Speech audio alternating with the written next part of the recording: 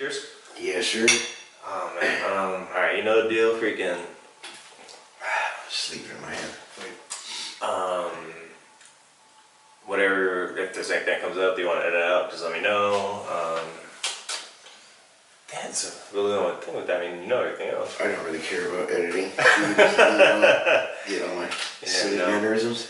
And then, I mean, it might be a little rough because I haven't done this since freaking over a year, so. That's fine. I just look at it like we're having a conversation. Yeah. The camera's just intruder. There you go. Dog, so I mean, to start off, like I told you, like what, you're back on topic as a winner. Like I don't like going too much into football, like getting too much depth into it. Weird.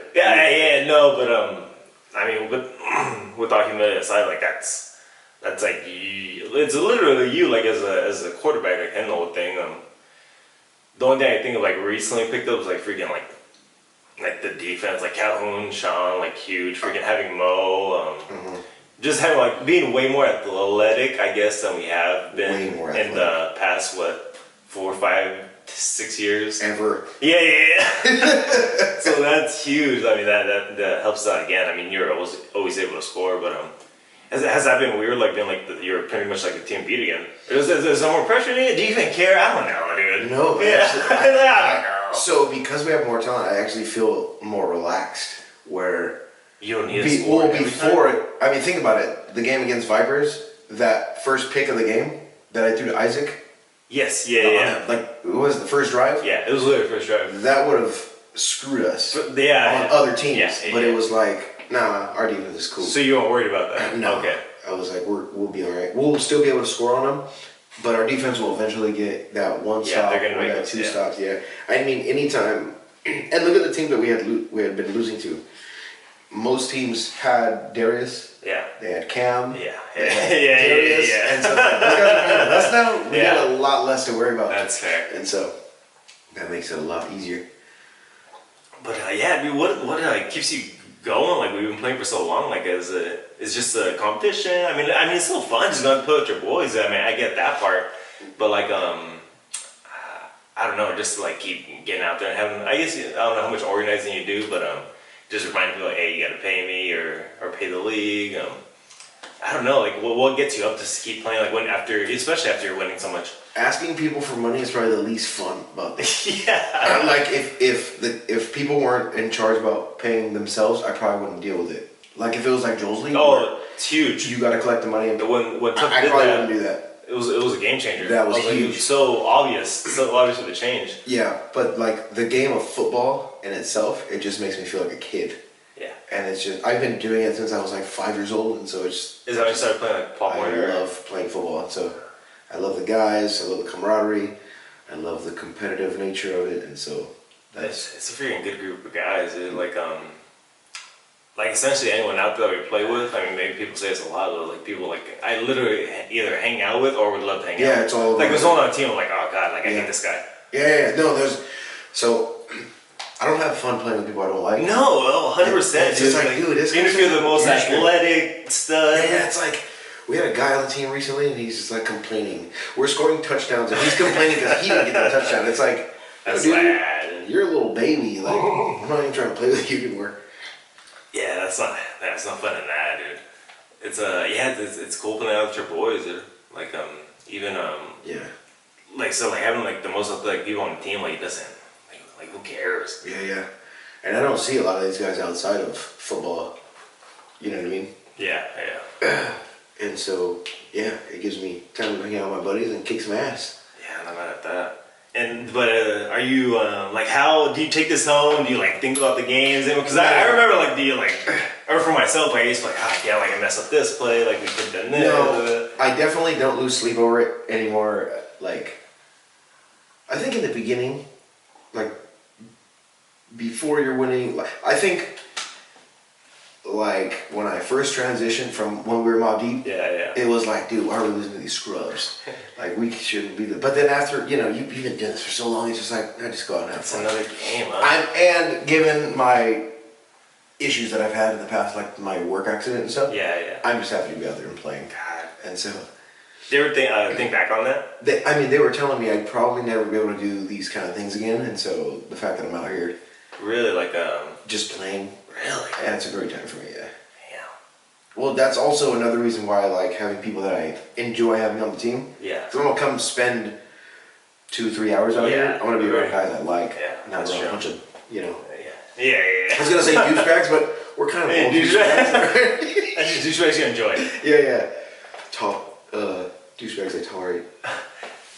Do you like even besides football? Do you ever like take time to think back on your accident? Like man, this could have this could have been different if that didn't happen. Or like do you think back on it at all? Or it's just like I mean it's in the past. Like now you're looking back. Like if anything comes up, you're like damn, that just clicks. I reflect on my experiences often, but I don't know if I don't know that I say I would like regret stuff. Yeah. Like, oh, if I would have done this differently, this could have worked out this way. And no, it's not. Just things kind of are what they are, and you move forward. I feel like the opposite. I feel like I regret everything. Not even regret everything, but just like, oh man, like I always want to see like what the other side would have been, what the other option would have been. Yeah, I mean, yeah, that is. I just feel like that would make me miserable. Yeah, and so it's like, it is what it is, you know. Like, I could ponder the idea that if I was 2 inches to the right, I probably wouldn't have gotten into an accident at all. You know, but it's like, it is what it is. I think the whole accident, I think, made me a better human being. Really? Yeah, because I became a lot more grateful and I started appreciating things. And it kind of transitioned me out of an old lifestyle into, I don't like saying a new lifestyle, but just a different mindset, so to speak. Really? Like how? Like what? Like what was it before? What was it after? That little change. When I was committed, I didn't realize how narrow-minded I was as a Christian. Okay. And I don't think anyone realizes that until you step out of that bubble. Yeah. And so, like same-sex couples, you're almost never gonna agree with that. Yeah. No matter what. And why? Because you're holding on to this perspective, this worldview. Abortion, you're probably never gonna be okay with that. And it's like, from that same lifestyle though, you're okay with people being like obese and things of that sort. Yeah. You know what I'm saying? But it's like, well, if I believe that Jesus died for every sin, what's the difference? Yeah. And so I started thinking about stuff like that a little bit more. I have children as well. And so it's like, I don't want to I think one of my biggest fears is passing on my ignorance to my children. You know? Yeah. And there's plenty of things that I'm ignorant of right now. And it's like, always. Yeah, and so it's like, I want to be aware of whatever bad ideas that I have that I'm implementing in my children. And I don't want to, that's something I don't want to pass on.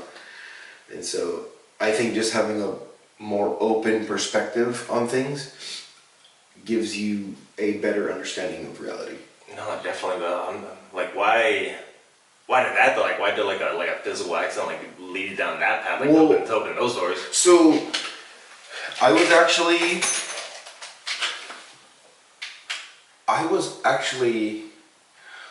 in the beginning, I was actually trying to affirm my faith, and I was trying to,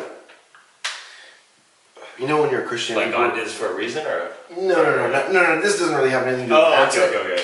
This more has to do with like evangelizing, and like creating disciples and bringing people to the church. So this has more to do with that and overcoming objections within our worldview. And so I wanted to understand, because you know, as a Christian, people like press your buttons, like, oh, well, why this and why that? Yeah. It's like, dog, I don't have all the answers. And you know you don't have all the answers. At the end of the day, like when you get to a certain point and someone like really knows yourself, and they ask you questions, like it's like I don't know. Yeah, like I honestly, it's like just, it comes to faith. Exactly. Like it's just faith, but faith isn't fact, and that's a hard pill to swallow when you're in the faith. It's hard, dude. And so I was actually trying to affirm like these events in the Bible, and I started like in Genesis when I ended up coming out on the other end of a lot of these things, like the Exodus story, the flood narrative, and I'm like, Just some people dying. I just don't think these things happened. Oh, okay. At Just all. like the general source. I think they're maybe local. Like if there was a flood, it might have been a local flood, but this damn sure wasn't a global flood. Yeah.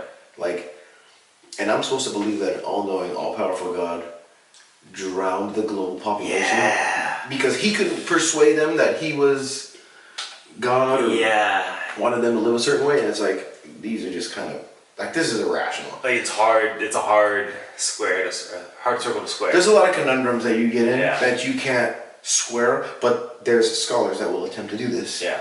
And it's like, well, we don't need to take this literally. Now, so that's what you see. That was a whole nother. This is another thing that's interesting about the whole like religious aspect is the Bible was seen as the inerrant word of God for years, and it wasn't just until recently where people were like, well, we don't need an inerrant Bible. We could just prove the resurrection. And so it was kind of like, all right, I think all these I think a lot of these stories in the Old Testament are bogus. And so I'm just going to focus on that resurrection. Yeah. But then you start... That seems absurd to me. I mean, just because how I grew, I mean, I didn't grow up with it, but I learned it like there's an inerrant word of God. Right. Like this is what it is. Like it's like fundamentalist Christianity, like 101. Exactly. Like, and so it was, just take the Gospels. Take who is your closest source of an eyewitness in the Bible? In the New Testament. No, not even John. It's Paul.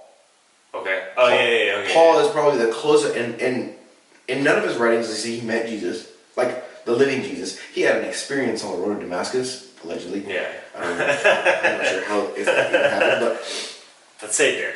Let's just say he did. Yeah. This is the position I take like when I'm talking to these people. Like, I'll grant you that. Why do you think a man rose from the dead? And why do you think he was born of a virgin? Like, what convinces you of that? You know what I'm saying? Like, you're taking this entire text and the things that said in the Old Testament, which these New Testament authors have access to, and you're saying that this is true because it says so back here. But it's like, what? How can you demonstrate this? How do you... That's the whole thing. Like, you're not supposed to be able to demonstrate. I mean, I'm just playing devil's advocate. Yeah. But when you listen to biblical scholars, like people like Daniel Wallace, Mike Licona, William Lane Craig, these people are trying to make an actual case where this is demonstrable. Like you could, And it's like, I think you're bending over backwards in a way that you would never do for another worldview. Yeah. And so if I came to that realization, I'm just like, I don't feel comfortable telling people that this is supposed to be the most important event in human history, and I don't know if it's true. And so, like, when I'm reading all this stuff on my downtime, I had all this time to read, and I'm just like, I came out on the other end, like, I don't know that I can demonstrate any of this. Oh, interesting. And so, how am I going to persuade someone else when I can't? Maybe that's doubt as well. Like, you know, people, well, that's just Satan corrupting you. I've had people tell me that that's just Satan corrupting you. That's what makes me think, like, was that like it could be like saying, was that like you in a weak point, like just because of being like the state you're in, was this a chance to doubt and you're doubting yourselves, like you didn't, I don't know how to put it. So like, it was just like the perfect storm for you to doubt your beliefs. Maybe. So I viewed that on the contrary. Prior to that, I'm like, oh, this is a chance to strengthen my faith. Yeah. And but I don't know that I ever really doubted God in that sense. Like, yes. The idea of God was always like very intuitive for me, and so. I feel in anyone, right? Like everyone, want. That's an intuition that feels real. You know, you think that there's something outside of yourself. And so, I don't know that I doubted God in that sense. Because initially when I started transitioning, like when I went from a devout Christian to like just, I consider myself an atheist now, but I'm not going to tell you that I know that there's no God. Yes. That's not something I can know. And so, I think we're all agnostic, and you either identify as a theist or an atheist. Yeah. And so I consider myself an agnostic atheist. I'm not convinced that there's any God, but I don't know that for a fact. There could be, and it could have it could have nothing to do with the actual Bible. Yeah. Or any religious text that's out there. And so I was like, if there is a God, why is it limited to the Bible? Because if you think that God is a infinite deity, Yeah. why do you limit it to just this text? Because it's the right text. Precisely. But it's like, but then you're having trouble. If this is a infinite creator, why does he send bears to maul children for calling one bald? So yeah, that's a funny And story. it's like, there's a lot of these stories. Why does he kill Onan for not inseminating his widow's sister-in-law? And there's a number of these stories that this just seems like an irrational thing. Like an And you irrational can God. see like the human process of the growth of this book. Yeah, yeah. Trying to build the story. Exactly. Trying to shape the morality around them. And Yes. when people often come to say, oh, well, that was a different culture in that day. Well, that's the point. Like, why is it relevant to that culture but irrelevant today? Yeah. You know, like, we're not doing that now. You would think that an infinite creator with infinite knowledge and infinite, he knows every every future. The rules would apply throughout time. Exactly. And so the fact that they just don't is troubling for me. I just like that was a perfect transition to get into this, because like I said, like this is something I want to talk about, but because we've like I said, I've never really asked you like in specific, like, hey, what happened, like how, what your thought process looked like, but I think I came to the same conclusions pretty much that you did. Because I do not say, I would never tell anyone like, hey, there definitely isn't a God, because I don't know. Yeah. But for right now myself, like I cannot believe in any of this, and any of the Judeo-Christian doctrine, Hinduism, Buddhism, whatever route you want to go down. Like I don't know about any of it. Like you said, like an agnostic atheist, like I just don't know. And I don't. And the worst, I wouldn't want to pull anyone away from their beliefs as well. Because for I don't know if you agree with this, but for me, it when I was coming up, like learning and started going to the church, like it helped me build a foundation for morality and beliefs, and it legit did the things like that I think it's meant to do. So I would hate to take any away from that. Like, and you know, I tell people that I want people to believe in religion if they want to, if it helps them, it makes them a better person, if it makes their life more enjoyable. I think it gives people a sense of security, a sense of purpose, and a sense of hope for the afterlife, dude. Because like, what are you hoping for? Like when we're dead? Like you have kids too, dude. Like what are you? Like what's your thought? Like when everything's over, like what are you thinking? So like, it feels much better to know that there's a heaven. So I would say like I kind of naturally, like my natural perspective aligns a lot with Buddhism. Okay. And they have this idea of seeking detachment. Yes. And not having expectations. Yes. And so I don't have expectations in afterlife. That's easy to say. However, the fact that there is no afterlife allows me to appreciate now. Oh, 100%. The present moment, and appreciate the time with my children, my friends, my family, my workspace. You know what I mean? And it's like, dude, you're gonna die one day. Yeah. And pose that question on the contrary, like, dude, you're gonna live for, like, a Christian thinks that they're gonna live forever. Yo, you're gonna live forever. It sounds like hell. Why does this matter? It sounds like hell. You think about it differently when you're outside of the faith, but you know, in the faith, that's really what you're. Oh, well, I'm not of this world. Yes. Right. Yeah. And so, like, I find that kind of arrogant. I find a lot of these things kind of arrogant to think that, you know, I don't believe in free will anymore. Yeah. And so take that's the idea. that we said that's a hard one to explain. Like Exactly. when you tell people that. Exactly. Definitely, because free will seems so intuitive, and even though I don't believe in free will, I still operate as if I have free will. Yes, you have to. Exactly. Because on a fundamental level, like, we're not going to get into this molecular level. No, I was just gonna say, like, how do you go about explaining this? Like, if someone were to ask you, like, why do you not believe in free will? Like, and how I'm do just you kind of go like, about honestly, there's always a neuron firing before you respond, and that's dictating your response. Yeah. And disprove that, and you know, prove that there's a neuron operating freely within you that can give you that free will. Yeah. And go ahead. But I think we're always being dictated by the, you know, firing of chemicals Yeah, I mean, you've listened to and read like a bunch of Sam Harris, and that's like so much of his stuff. But yeah, I mean, he's infinitely more articulate than I could ever be. But even that's so hard to. I just recently, I was listening to Andrew Huberman, who's also another neuroscientist, and he had Robert Sapolsky on his show. I don't know if you're familiar with him. Yeah, he wrote the freaking. He's wrote the mushroom one, right? Or what? Robert Sapolsky. He's got long hair. He's a neurobiologist. He teaches at Stanford. Okay. He's got long hair, glasses. Okay. Kind of looks like if you saw him, you'd never think that this guy's got a PhD. And it's like he looks like a total hippie who lives on the beach. Okay, I saw him in my mind maybe. But anyways, he has a book called Behave that's really interesting, and he talks about free will, and I felt like he summed that up.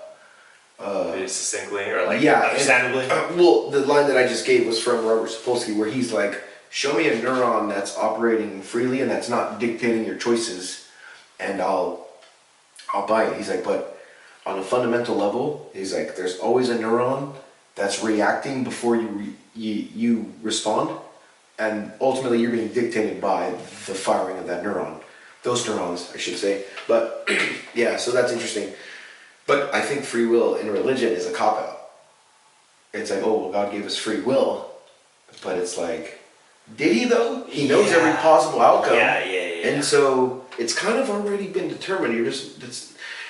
You can't say that because you're so committed on this idea of free will. But also that you have an infinitely powerful, all-knowing, everlasting, omnipresent God. So that's another one's hard. That means he knows that the child is going to get molested and the girl's going to get raped before they even happen and does nothing. Yeah. And that inclines me to think, it's not like a God. You're a piece of shit. If that's the case, if you exist, you know what I'm saying? Like that's kind of and I'm glad you reached this conclusions too, dude. Because like it's like I never pushed you on it at all, or like pressed anyone on it at all. It was just kind of like it is. I mean, everyone take their own route, but this is like pretty much the same thing I came to. It's like, dude, like how can I believe in this? Mm-hmm. Like I tell people like it sounds extremely blasphemous. Like if you do believe in this. But like if the God of the Bible is real and everything is written was done as he said, then I don't want to believe in that God because it's a gross, murderous, like selfish God. So for me, it wasn't even about not wanting to worship it. I just thought it was bullshit. Is this the source of? You're reading some of these texts, like in Deuteronomy and Exodus. No, nobody reads them. Alright, people read Exodus. People don't read Deuteronomy. So just take the story of Onan. I love the story of Onan because it's so simple, but it's like... I'm not familiar with that one. So, Onan, his brother died, and so he was supposed to... This is in... Genesis. In Genesis. And he's supposed to impregnate his sister, and he's not even commanded by God to impregnate her. He's commanded by... some guy. I wanted to say the name, but I don't want to be wrong about the name. So I was like... He was instructed to impregnate his sister-in-law, widowed sister-in-law, to keep on the family line or whatever. I guess, whatever whatever that tradition was back in the day. And so he didn't want to. He was like, no, I don't want to. But he ended up doing the deed. He pulled out game strong. Nice, all over the dirt or whatever. Yeah. And God thought it was wicked, and so he killed him. And I'm just thinking like. Interesting. So, like, where's the rationality in this? Like, you wanted this guy to have sex with his widowed sister-in-law, but then you're mad at him because he didn't want to get her pregnant? It's kind of like, I just don't get it. But there's a lot of stories like that is this really the source of infinity? Like, let's just take the whole core of the text, the resurrection. Yeah. Why is a human sacrifice necessary? Yeah. Only under this worldview is a human sacrifice necessary. And why is humanity doomed? Because the first humans ate the wrong apple and they were convinced by a talking snake. Yeah. Like this just where I'm seeing the lack of infinity here. It just doesn't make sense to me. And so I'm coming to these realizations and it's It's I'm hard, like, wow, dude. It's I hard. can't believe I actually believe in these things. Nowadays, people are like, oh, well, that's a metaphorical. Yeah. And so, but you keep going down that road. It's like, this is metaphorical, and it's like, You end up to it's just all fake.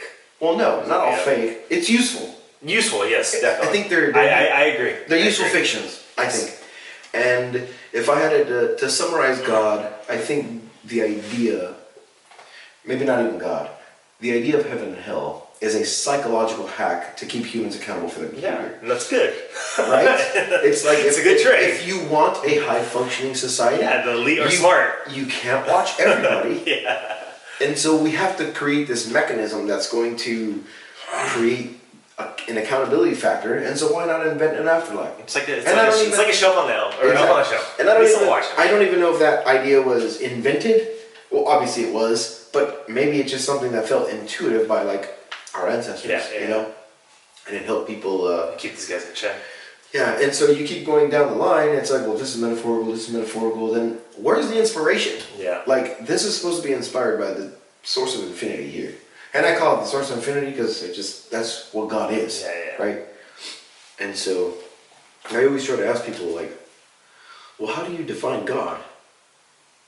Like, if you had to describe God, how would you define that? Sky Daddy, friggin' all powerful. Right. Yeah, man. So, being less of a douchebag. Yeah, that's just like the first word to come to mind, but Sky Daddy, I like that one. But alright, yeah. Stephen Fry always uses that one, and I love it. Our dad, like our eternal dad. Like, So that's how I describe that. the way that I would, because there's Off the top of my head. there's a few ideas about God that I would agree with, and first one being creator.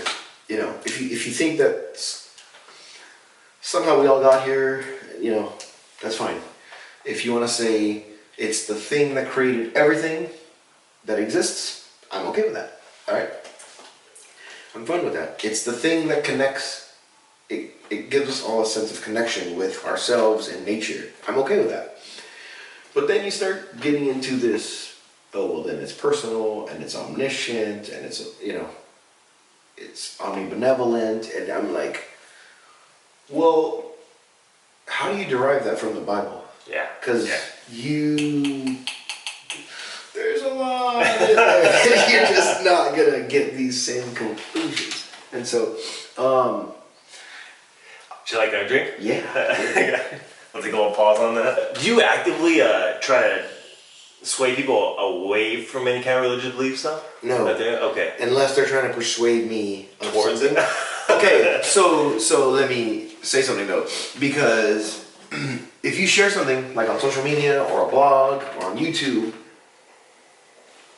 You opening Pandora's box? yes, You're pretty much like free reign. Like, well, I view that as an invitation to not only criticism but conversation. Yeah. And so I don't like using the term criticism. I tend to use that's conversation. what it comes off as. Well, because when you're disagreeing with somebody, you can be viewed as a douchebag. Yeah. And it's like I think a lot of my family thinks that I'm Especially in hostile this subject. towards. Yeah, but I don't think they have like a real. It's crazy because the people like closest to me haven't really asked me about these kind of things, and so they just kind of think that I'm angry with God, and I was like, I'm not sure I'm angry. It's something I just don't believe in. Yeah. Like. Yeah, yes. So for me, there wasn't like this experience where I was. I had a negative experience with my church. Like Centerpoint was great. I love it. And I love Chuck. I love everyone. I felt like I actually got a little bit closer with our pastor after that. Really? You just chop it up more? Yeah. It wasn't up until about recently where we were having frequent exchanges about things, and so. Was any of that fruitful, or was it just kind of like you, like both of you talking to the oblivion, like talking to to a wall? On my end, just waiting for the next person to respond. I felt that was fruitful. Okay. I don't think he was like. We'd make sure that, hey, I'm not trying to insult be a you. dick or Yeah, but like, here's what I disagree with, and then he'll tell me he disagrees with, and this and that, and so I think most of my conversations are fruitful, but I also trust my ability to be able to like, I don't want to say control a conversation, but stay calm. Oh, okay. Stay calm in a conversation where even if somebody's getting really aggressive with me, I can kind of still be calm and collective I don't care that and much. say, like if you're talking politics, Yeah. I'll agree with you on that. Yeah. But why do you disagree with it when it comes to this? Yeah. Like, let's take like a Democratic or Republican conversation, right? They are so, and they claim that the Democrats want to be socialist and this and that. It's like, well, you're all for socialism when it comes to the military. Yeah. Why? Why not shift some of that money? Like, I'm all for this, you know? But why not do it towards education, you know? Or food for children in the school system. So I think having the ability to make people realize, helping people find common ground. Yes. I think that's and that's part of like my whole journey in going to school and what's that. I want to be a more effective communicator, not necessarily for everyone else, but for my children. Yes. Like if I disagree with my child, I want to be able to tell them why. Not only tell them why, but I want to be able to find common ground with them, and then you reach your own conclusions based on that. Not necessarily, because I don't have this whole... Because I said so kind of thing? So I think it's lazy parenting when you tell your kids to do this because I say so.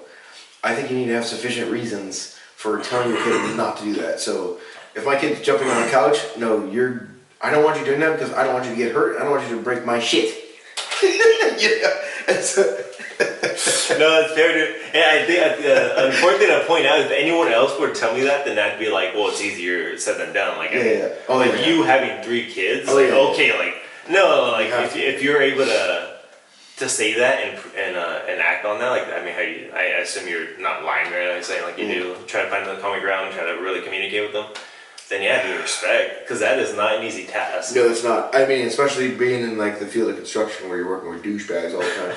You know, like these, they call them alpha mentalities, but they're just men, like trying to be men. Yeah. Being the dominant hierarchy. You know what I mean? Like alpha. Yeah. And I'm just like, silly. Dude, I can articulate my things properly without being a douchebag, and I'll still slap the shit out of you. Like. You don't need to speak to people that way. You know what I mean? Like, I don't need to be a douchebag to convey what I need to say. I think he wrote me that. I was cracking up. It's so funny, these personalities that you deal with. But it's like, you can't blame them, right? Like, they're not exposed to like the same thing. I mean, they don't have the same interest. I don't know, man. Not at all. I think one of I'll take it as a weakness and a strong point, but I always give people like way too much of a benefit of the doubt, like in any situation. Yeah. Like in a lack of understanding or a lack of sympathy or empathy, it's like that they're like that for a reason. No, and I need to have more patience with them because I can, like you said, like you're able to control your emotions in a conversation or a sensitive topic. Like I don't care that much. And like even if you go down the line and something does poke me the wrong way, it's like I know I'm an adult and I know how to figure this out. Like I'm not gonna blow up on you. Like I don't think I've ever been upset at someone really. Yeah.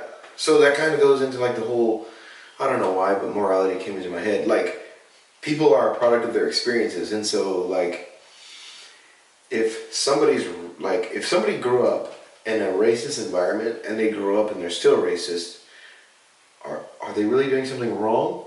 Yeah. At some point, we have to hold people accountable, but it's like, dude, this is like all they've known. Yeah. If you take another person who's grown up in the hood and it's just their defense mechanism to fight somebody whenever, and it's like, how can you consider this individual wrong? Like, you see people out trying to fight referees and stuff at our games, and it's like, this is just kind of how this person grew up, in their environment, and so you kind of have to have empathy for people I guess no, I agree with that, but it's like but there's a certain like line towards like like this is too far. 100%. I feel like if you're over the age of 25, you haven't fully developed frontal lobe. You shouldn't get into a fist fight. Right? Yeah. You unless you're doing it professionally. And I'm just kind of like, dude. I always tell people like, dude, what are we doing? Dude, like, this happens all the time where somebody's trying to like. If I remember, oh shit, I'm spilling over. Don't blanket. And I was like, napkin, are you good? Dude, I'm good. What are you trying to fight for? Like, let's just hypothetically, let's say the person's trying to fight me. It's like, let's hypothetically say you beat me up. What have you gained? Yeah. What have you solved? And then, turn that around. I kick your ass, and then what? Yeah. Like, you think you're going to beat somebody up and all your problems are going to be solved? Like, at some point there has to be some accountability factor. And so, I'm only fighting you if I'm defending myself or Yes, my loved yeah, ones or yeah, a friend. You know what I mean? I'm not Yeah, trying. that's pretty much it. Yeah, it's like, dude, I don't get it. I really don't get that whole.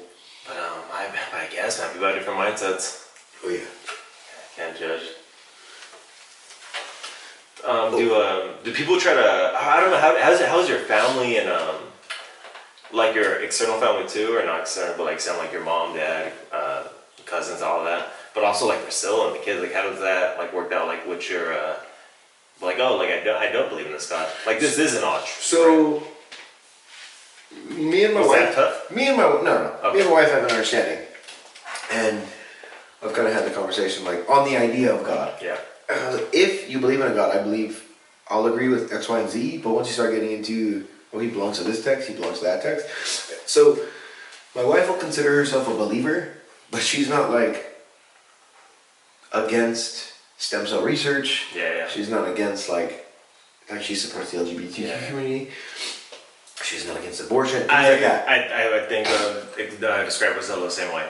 Yeah, and so it's like, however, like when we went to church, it gives you, it's encouraging. It's an encouraging message. That's right, it's fun. It's a good environment. Yeah. So like, if my wife wanted to go to church, I wouldn't be opposed to it. 100%. It's like, I'll have some great conversations there too. Like, because even like when I was a little bit more, when I started posting stuff on social media and Chuck and all these guys, like I'm still following all these people from church. And so like when I would go to church, I'd have some great conversations. I can imagine Scott. Well, Scott would just send me like these dude, hey, what's up, atheist? Yeah. What's up, dog? Yeah, that's how he greets me when I go to church. Yeah. But I mean, it gives. If that's what you need to find meaning and purpose in life, I'm all for it. Yeah, 100%. I'm all for whatever is gonna make you a better human being. If that's what you think it is, that's fine. But I came to the realization that I could be a lot better if because you kind of do exclude people. Yeah, you subconsciously you exclude people because it's who's gonna go to heaven, who's gonna go to hell. I don't know. Funerals always made me uncomfortable, especially when people were like, "Oh, this person's in a better place now." How do you know that? Like, how do you know that? Like, that's not something I ever knew, and it was something I talked to my grandma about as well. Like, we're driving to Vegas, and we were talking about that, and I'm like, funerals always make me so uncomfortable because I don't know. Who's to say that something in their past wasn't like just unforgivable in the eyes of God, and He just said, "No, F this person." You know? Yeah. We believe in repentance and forgiveness as when we were Christians. Yeah. And so He ultimately, but on the same hand, it's like if I accept you accepting Jesus into your, because that's like the crux of Christianity, right? You accept Jesus as your Lord and Savior, and you try to live Christ-like, and basically you do the best that you can. You know that you're not, but that Him dying on the cross, He's got your back. He got you. He got you covered. And so, but it's like one of the last times I went to Bible study, you were there, and you had already come out and said that, "Hey, I don't believe this stuff," but you showed up. Yeah. And we were talking about in the book of James where he's talking about. Is it the book of James or Paul? I don't remember. But they're two conflicting stories, and I don't remember if James was talking about this or if Paul was talking about this, but your faith is supposed to lead to action, right? It's James. I think it's James. Yeah, I'm pretty sure because I was a big fan. Faith without works. I was a huge fan of James. Oh yeah, that's great. And my favorite book. And so that's what they were talking about. But Paul, in Paul's writing, he's only talking about like, all you need is faith, and all you need is faith.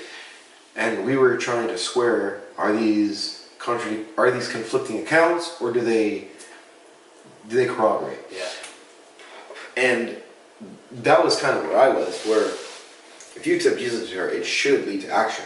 Like, you should act out the way because you have no other option. Like the way I would phrase it now, like outside of religious terms, you're constantly acting out you're projecting your subconscious thoughts all the time. And so, what's up, Rosella?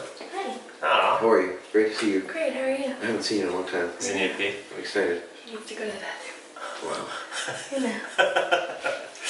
You go. And so I think you're constantly acting out your subconscious thoughts. Yes. This is why people throw shade and sarcasm. I'm just kind of like, okay, right on. I never thought about that. And so, If I feel like passively if you listen to people, Okay. if people are passively aggressively a dick, they're a dick. you're just not brave enough to say that. Yeah. You know, like if there's some way that I'm feeling about you, I'm just gonna go out and tell you. I'm not gonna like, oh hey, you did this and you did that, and it's like I'm not gonna keep bringing it up. Like hey, if I notice that somebody's brought something up a couple times, bring it up to them like, hey, so I noticed that you keep bringing this up. Like, is that bothering you? And then that'll lead down a great conversation. It makes life so much easier, right? Yes, it's just if you have an issue, just deal with it. Yeah. You don't have to beat around the bush. But yeah. I mean, it's easy. Once again, it's easy to say, and I'm sure there's situations where like, you can't just approach it like that. But yeah, I would agree. Like, just being straightforward as much as possible. Like, it just makes everything easier, dude. With your significant other, with your friends, with strangers, like, we could just squash this problem now, and then we go the rest of our life. We don't like each other. We don't like each other. We have to go home thinking like, what was he thinking? What he mean by that? Well, no, but it just makes your next encounter awkward. It's like, what terms are we on? Yeah. You know, and it's like, I want to be awkward around you. Yeah. Like, if I'm going to see you often, I want to know where we stand. Yeah. Like, I don't want to expend my energy being awkward around you. Exactly. But, what let us down? I don't This know. week? Talk about James, faith without actions, faith without. Oh, yeah. But no, I mean, I was just wondering, like when you have a wife, when you have kids, like how do you square that circle? It's like freaking like, do you want them to believe in something? Do you ever still like? I'm sure you're not on the exact same page, but I mean, you said you get along pretty well. It's like to where like, okay, like we're comfortable with teaching them this. This is when you teach them this. This is when you teach them another thing. And I'm like, how do you make that work? Because me and Rosella have these conversations too. We don't have kids. We're freaking dealing with the dog. No, yeah. But it's like, that's good though, because like me and my wife just started having kids, and we didn't have these conversations. But how do you these are that necessary conversations to have with people, in my opinion. So I'm open to like, it's hard. Any worldview that they examine should be free of theology.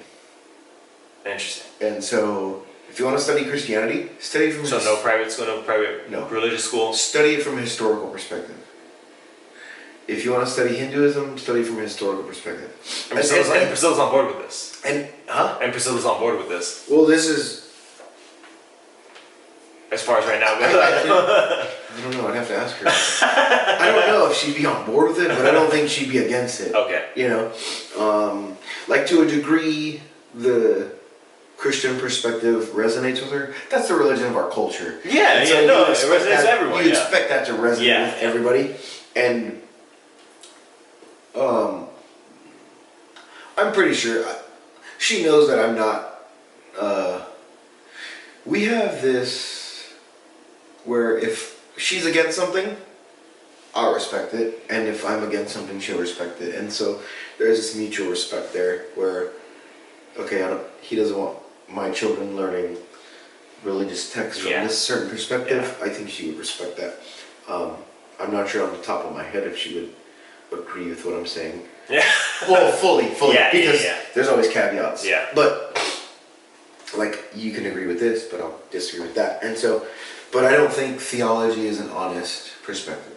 Like, that may seem very rude to say. Yeah. But it is.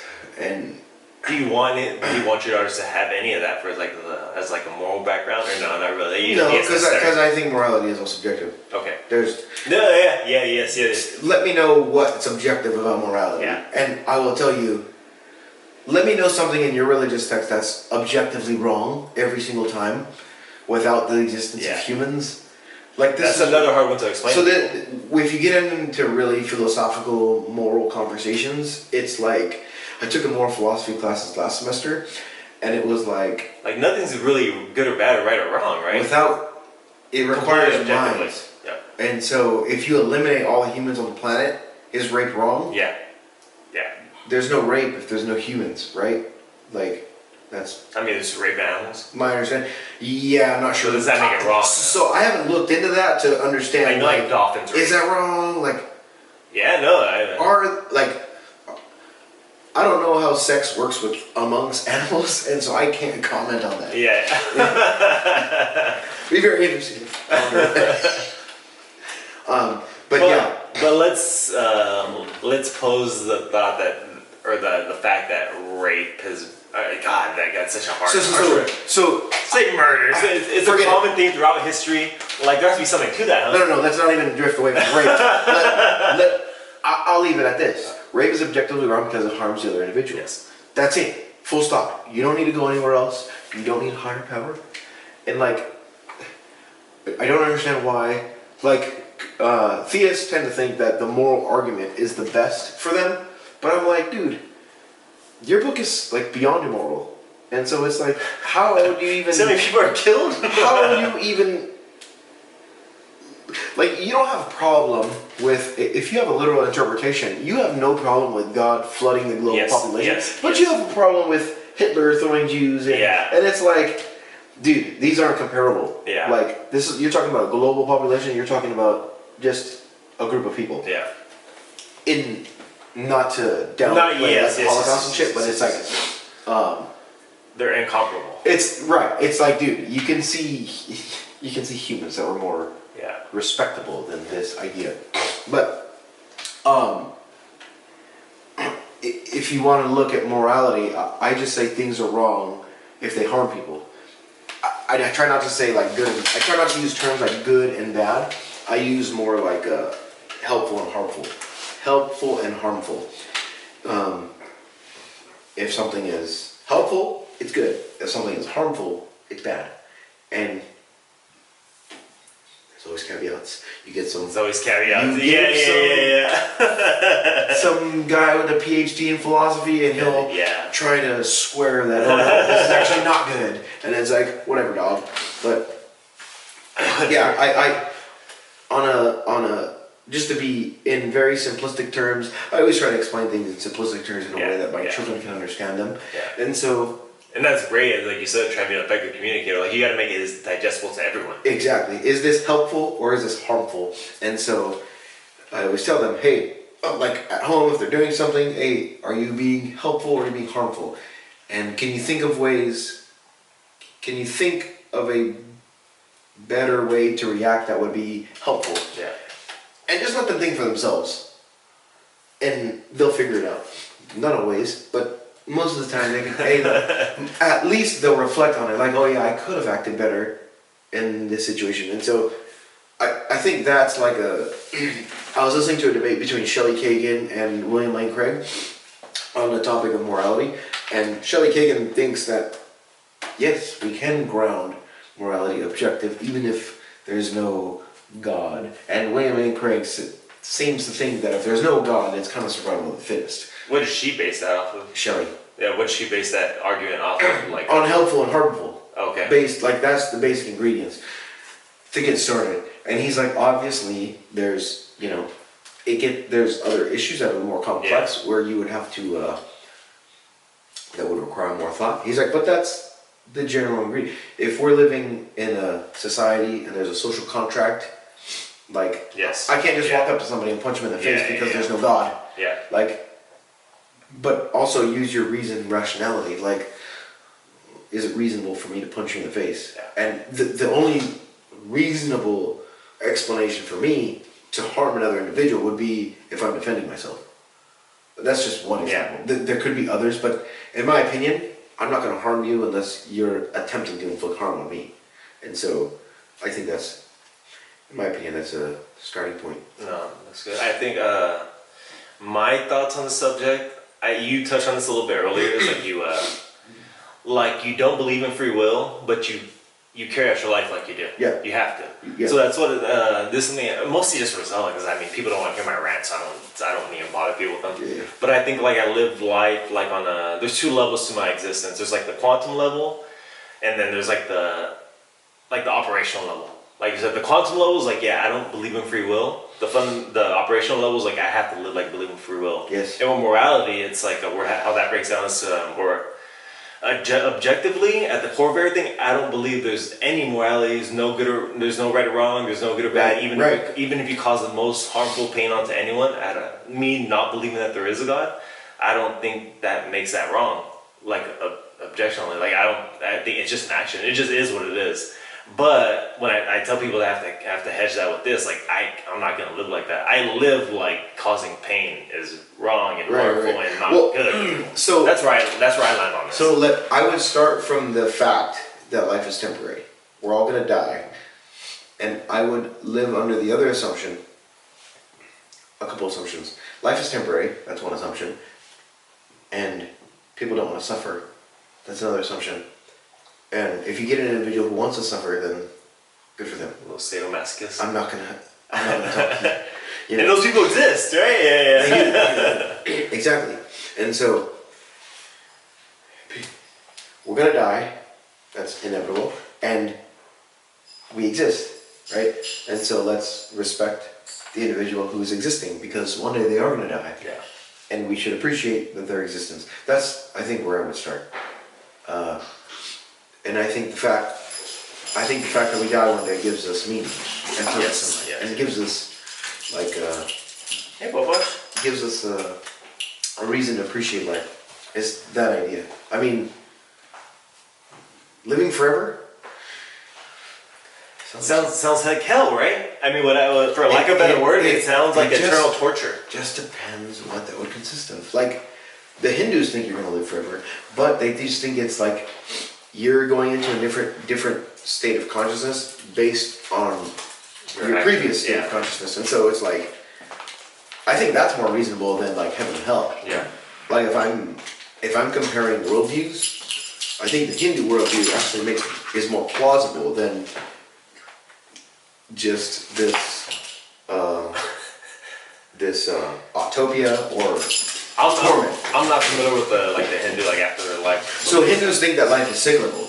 Okay. And that you're kind of it's like a reincarnation thing, or no? Yes, but I'm not. So the thing is, I'm not sure. I took a world religions course and we touched on it vaguely, but we talked about a lot of the different ideas within different religions and their thoughts on the afterlife. And Hindus think that life is just a continuous cycle, and so you go from this consciousness is infinite. Yeah. Is their worldview. When I was a Christian, this is kind of how I was trying to square the afterlife. Was that didn't go to another plane of consciousness, or no, but that God was that like the ultimate state of consciousness, but that consciousness also resided within you, and that kind of guides all of your intuitions and stuff like that. But Hinduism, they think you just go from this life to another life, and people have this idea that okay, so you could be a human in one life and then you can come back and be a dog or something. Yeah, and so I don't necessarily know about that, but they think that your consciousness lives on, exists elsewhere. Yeah. Don't know where, but that's what they don't think life ever ends. And so when you die, you're transferring into the next phase, whatever that might be. And so I thought that was interesting. I was like, that's very fascinating. I actually find that more plausible than the idea that you're going to be judged for all your behavior, and you're either going to go there, and so that's interesting. But a lot of Hindu ideas and Buddhist ideas, I don't really disagree with. But I've talked to a Hindu person, and I asked them, well, you remember I used to drive for Lyft. Yeah. And so I talked to a lot of people, and I've had some great conversations with people. And I met this chick who was going to a Hindu, I don't know if it was a retreat or like their little, well, we would call it Bible studies. Yeah. I don't know what they call it. But they were just going to a gathering, a Hindu gathering. And she was talking about all the different gods that they believe in. And I was like, well, they sound like symbolic expressions of like certain human characteristics. Exactly. And that's kind of what, and she didn't have any disagreement. I was like, oh, so you're not like, you're not attached to the idea of these being real. Yeah. And he's like, oh no. She's like, no, this is a way of life. Yeah. She's like, it's hard for me to believe. Ganesh. Yeah. yeah. And so he's like, no, this is just a way of life for us, and this is how we describe them. They're symbolic representations of human characteristics. And I was like, oh, that's very fascinating. And I was like, I wrote a paper in my world religions class, and my instructor gave me a lot of praise for it. And because I wrote, I was comparing Buddha and Jesus and how they were symbolic representations for what it would be like to be a perfect human. Interesting. And how different cultures explain that idea. Like Buddhism didn't equate, in Buddhist cultures, their traditions, they didn't equate Buddha to a god. No. It was just, he reached the highest state of consciousness that you could as a human, and Jesus became deified.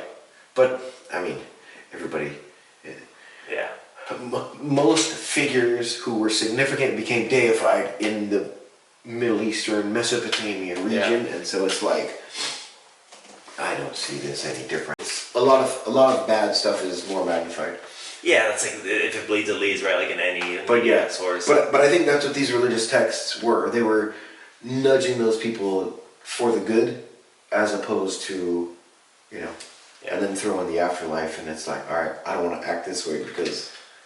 Yeah. I mean, you get stories like Job, where he takes away his whole family. It's a terrible story. It's a terrible story. If you could read that, oh my god! If you read that, like outside of the church, like looking at it, that's. And you would never think that's a bad story, being a Christian. Yeah, no. You're like, oh, like. But it's like, what great faith. And it's like, you think I could just replace my wife and children? Yeah, that's the darkest one. Like, oh, okay, we're good. This is just utter bullshit right here that you're willing to believe, and it's like, oh. It can be frustrating, but yeah, God, that's so fascinating. Like, you could just replace a human like that, but if you look at it from a metaphorical perspective, you can appreciate it. Yeah, you can appreciate take the flood story. Yeah, I appreciate the Bible in that sense, where if I'm like, no, these people are acting. Let's just say they were acting immorally. Yeah. If you're doing things that seem pleasurable, even take Eve eating the apple, where something looked desirable, but ultimately ended up harming her. And it's like, these are stories about accountability, and they're describing our human experience, and it's like,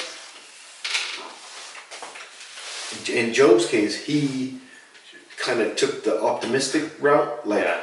Yeah, life sucks, but we move on, right? Yeah. Like, that's what I got out of the Job story. Now, not as a Christian. As a Christian, I got an entirely different... Yeah. It was more about being faithful to the divine and yada yada. But the flood story, if you're not accountable, if you're not holding yourself accountable for your behavior, it can ultimately lead to destruction. And I think Jordan Peterson and Carl Jung, they do a great job at describing these like biblical narratives from a psychological standpoint. Yeah. And I appreciate the stories a hell of a lot more from that perspective than I do from like the traditional Orthodox way of Yeah. And so even I had a professor recommend Joseph Campbell, where he examines like a lot of mythical characters, but he also describes them from a psychological perspective. Like the hero doesn't think. Exactly. Oh, I love that story, dude. That's great. But yeah, I think these they're useful fictions. Brett Weinstein. Useful fictions.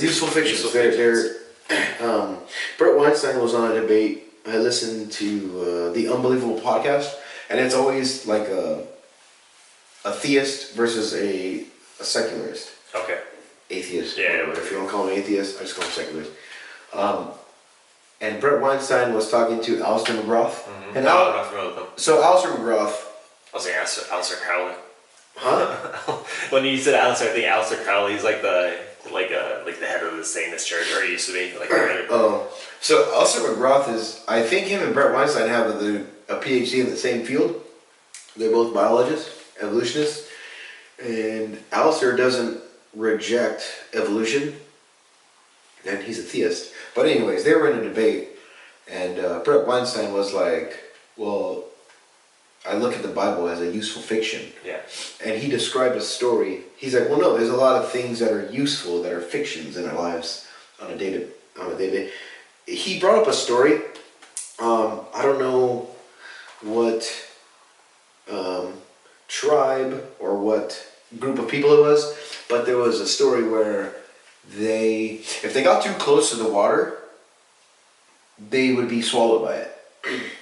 It is kind of the story of what they would. Something would happen where there would end up being like a huge, like, I want to call it a tsunami, but not a tsunami, like not as extreme. Yeah. It would just like. They're just like you in. I mean, you're gonna die. Exactly. Yeah. Your village is gonna die. Something. And so they were like, we can't get too close to the water when it was a certain event happened. And it kind of reminded me of Moana, where like, oh, you can't go past the reef. And so, but I was like, I wonder if that was like the same tribe that he was describing, but I don't know. And that's a useful fiction to keep them safe from the water, where, we're gonna, whether it was factual or not, it didn't matter. But it was a useful fiction in order to keep them safe. And so I think that's what all these like texts are for people, and they've gotten corrupted by theology over the years. Yeah. I mean, but it's hard to tell someone that like when they really believe. No, like I said, like you don't want to. I mean, you don't. I mean, me, like I don't want to be offensive. I don't want to like coming down harsh on anyone's beliefs. Like it's just it's hard to do that tactfully. So I don't have any issue in being a douche if that person's a douche. Like if they're using their ideas for their own personal gain or to make people feel guilty, then I have no problem just, being frank with them. I guess I agree and disagree. Like it depends on the intention. Is like Right. thing. Like what? No, exactly. Yeah, it's a tough one, dude. But I think I'll wrap it up with this. Like the last or over this conversation, you brought up a couple times the fact that life is temporary makes it that much more meaningful. Right. And I think that's something huge that I and myself have come to realize. But I'll see if you can elaborate on that a little bit more, like what you mean by that. Like I don't know if I assume it's pretty self-explanatory, but like why do you feel like that? Like if we're only here for 100 years, like why does that make that special than living at that or for living for eternity? Well, because you're not going to exist after that 100 years. It's the way I would like. You're here now. You're here now, and you have now. I don't know what's to come after, and so I'm going to appreciate now. But yeah, I feel like it is kind of self-explanatory where I think it's a more humbling approach that I'm not going to live forever, and so I have to appreciate right now in this moment. Because you don't have tomorrow. All you have is today, right?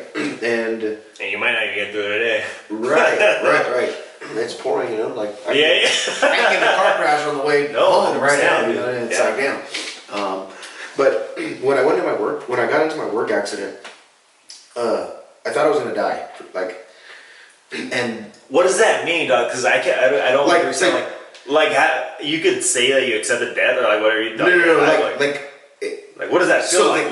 That troubled me in the sense that holy shit, like I'm never gonna see my wife again. I'm never gonna see my wife again. Yeah, like, and I don't think I've ever like cried like that when I saw my wife again. When I was in the hospital, I'd never gotten to that position. I've had a gun pointed at my head, and I didn't think I was gonna I didn't give a fuck. You know what I mean? Yeah. But I didn't have a family then. Yeah. And so it was like, this was different. This was like, holy shit! Like my head's about to explode. And so it was like, this is it. Like, but I didn't have this. A lot of people have this experience where, well, a near-death experience is different because you actually die and then you have some experience after that. It wasn't like that.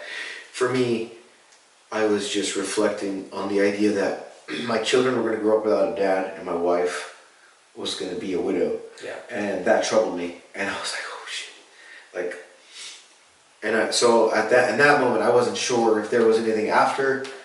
I wasn't looking forward to that, and like as a Christian, you often say, if you're in a position where you're going to die, it's like, how are you going to how can you threaten me with heaven? Yeah. That's an old cliche saying. And I don't know that heaven exists. Yeah. For me to have that kind of confidence. Yeah. But I know that I have now, and I know that there's people who value my life and my existence, and I value my life, and that's sufficient for me. It may not be sufficient for somebody else. People are happy with the current situation. yeah, there's a lot of people who are miserable, but that's perfect. That's another rabbit hole. Because I think let's go down that rabbit hole a little bit. Now that I think about it, I think people are projections of their subconscious mind, and so if you wake up miserable, but did they do anything to deserve that subconscious mind? Did they do anything to make those decisions? Precisely. Whether they so the deserving, that's irrelevant to me. I don't. Deserving doesn't exist. I don't look at things like, I deserve. Nobody deserves anything. Yeah. I look at things like I earn things. Yeah.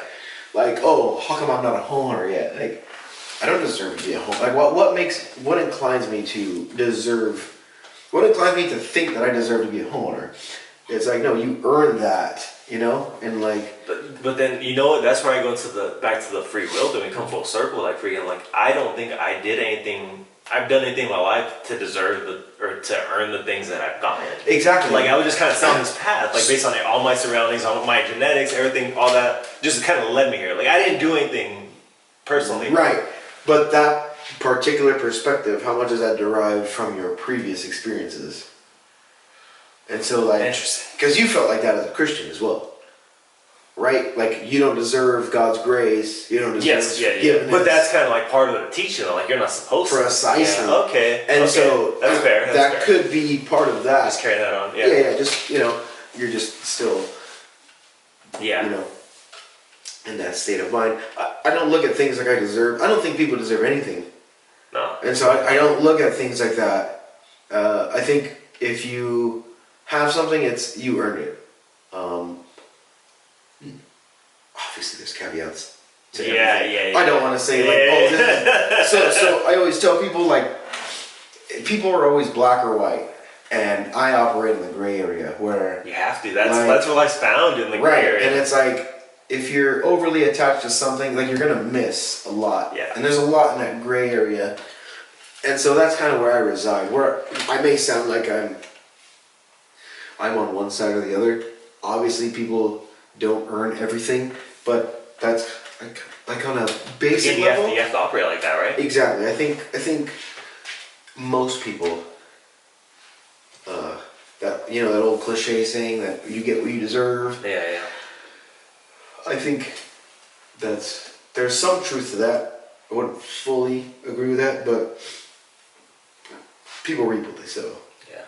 And so. Another thing about it, I guess a better way for me to break that down for like how I feel is like, yes, like you get what you deserve for the most part, you reap what you sow, but it's like I didn't do anything personally to gain that knowledge, to make those decisions that led me down the actions I took, I guess. Well, like I said, I was born with that neuron, and that neuron was gonna fire how I decided to fire. Yeah. So it's like I didn't do anything consciously really to be like, okay, like I'm gonna go to school, I'm gonna save this money. Like I don't know, it's just hard for me to feel like I did any of this. Like even taking God out of that, like it was kind of like I was led down this path. Mm-hmm. I don't know. It's another one where it's like it's hard to articulate like how I think, but. Well, it is because there's a lot of that. There's a lot that comes into play in like our behavior, and so. Yeah, and you're way more versed on this than I am. Well, this is I'm not sure about that.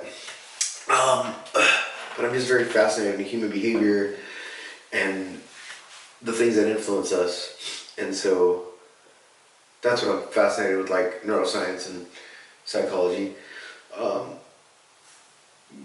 But there's a lot of things that your brain is processing that we're just completely unaware of, and that end up dictating the way that we perceive reality. Yeah. And yeah, so it is complicated but these things feel intuitive, and so I'm not sure how I would like. It's hard, right? Yeah, it's hard putting things to words. Break that down, so I have to break this down to my oldest, because my oldest is more driven by her emotions. Oh, really? Yeah, and I have, ultimately it's humbling for me because I struggle with people who Are driven by their emotions? yes, because I realize how when I'm consumed by emotion, it clouds my judgment, and I can act, I won't say irrationally, but I can Irrationally. act irrationally. I don't make as better decisions Yeah. when I'm. And that's anyone, right? Yeah. Exactly. Yeah.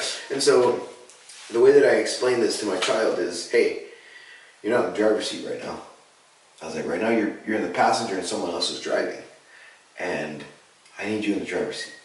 And this is how I kind of get her to realize, okay. And it can be frustrating, and I'm okay with the frustration and stuff. You can be frustrated, but I need you to think. That's just me telling her that I need you to think about what you're doing, and is your behavior worth your emotions that you're displaying right now? Like, should you talk to your sister like that just because XYZ happened, you know? And so, like a toy breaks or something, she gets really mad because it was her favorite toy. And it's like, hey, like, is that Isabella talking, or are you the passenger right now? and Did she just respond well? yeah, like that's, Nice. I think that's a good analogy. Oh, yeah. If you got a better one, let me know. No. I like that analogy, like, hey, I need you to be the driver. And my middle one is more like me, where she can be full of emotion, but then she'll forget about it like 10 minutes later. And it's like, okay, there's no grudges there. Where as my oldest, if something happens, her whole day can be lost. And that's why I gotta tell her, hey, I need you to be the driver. Yes, what happened, it's unfortunate. However, that shouldn't define your whole day. And like, we can still have a great day. For example, if we're at Disneyland and we usually make like plans, like we want to do this, We're we're gonna do that. do this, Exactly. yeah. We get in line and this ride shuts down. It breaks down, and It's always the Matterhorn. It's Canada. tragic. It's tragic, right? And my oldest kind of wears her heart on her sleeve, where it's like she's more emotionally attached to these things. It's like, oh, like, damn it. And it's like the rest of the day, if me as a parent don't get my child to snap out of it, her whole day can be lost. Yeah, like, everything can be, she'll be irritable. And that messes up for everyone else, right? Exactly. Yeah. And so, me as a parent, I have to be able to communicate in a way where I'm going to have to alter her state of mind, where, hey, this is very unfortunate. However, we can still do this, we can do that, and, not all is lost. Yeah. And so, that's why I kind of use the driver mentality. Hey, just look at your brain like a car. And the movie Inside Out. Yes, yeah. The movie that's Inside what I was Out, saying. Like, that's perfect, right? It's cool watching Disney movies and be able to be like, hey, like. It's a perfect analogy. Yeah. Like, this is the psychological perspective of this character. And this one. But anyways, you can go and like, hey, like, how in Inside Out, I use the car analogy because I just insert the characters, like anger, joy. Yeah. They're the driver right Yeah. now. And I'm like, I need you to be the driver. Okay? And, and the you is, how do you describe the you, actually? Because the you is complicated. Yeah, it's on a fundamental level, it's complicated. It's a but it's conglomeration like, of all that. the you is Interesting. We just hit a speed bump. oh yeah, we did. But I think the you is your authentic self, and like who you are. The you is this who you really, is this the way you really want to act? Yeah. And so that's what I mean by the you. Yeah, yeah. Is this your authentic nature being projected? And do you think it's worth it? Yeah. And so when you have things that are conflicting with that authentic self, that's where I try to guide at least my children and myself too. Like, all right, I'm acting unreasonable right now. Yeah. Like, this isn't me. I'm being derived by emotions right now. Alright, what did this do? Alright. St. Louis, how are we doing against them? We're gonna beat the dog shit out of all these motherfuckers. Dallas. All of them. I think Dallas. Well, no. They're all trash, right? I don't want to say that because you never know. But honestly, I think we're gonna beat the dog shit out of everyone. Yeah, And thank you. I say that humbly. Yeah. Dude, they're on. Yeah, But you say it humbly, I know. When you got people like Darius, Cam, Sean, Mo, who am I missing? James, Darius, Sean, Mo, Cam, like Isaac and Steve blocking. Yeah, you know, like no one's gonna beat us. It doesn't make sense. I don't even know we're on the same field. So the way I look at it is, we're gonna have to play really bad, and they're gonna have to play really good. Yeah. And I just don't see that. Like, I'm not even sure if we played our best game against Vipers. No, Like, we had 2 turnovers. Like, so check it out. Half. Against Cobras, Vipers, we didn't play our best game, and we still won by 3 scores. And those are the hardest games because they know exactly what we're gonna do. Exactly, and they know they're. But I guess that goes both ways because we don't know what these other teams are gonna do, like what their game is. Right. I don't know if you looked at any. I don't. No, I'm watching. Okay. And none of these. Football.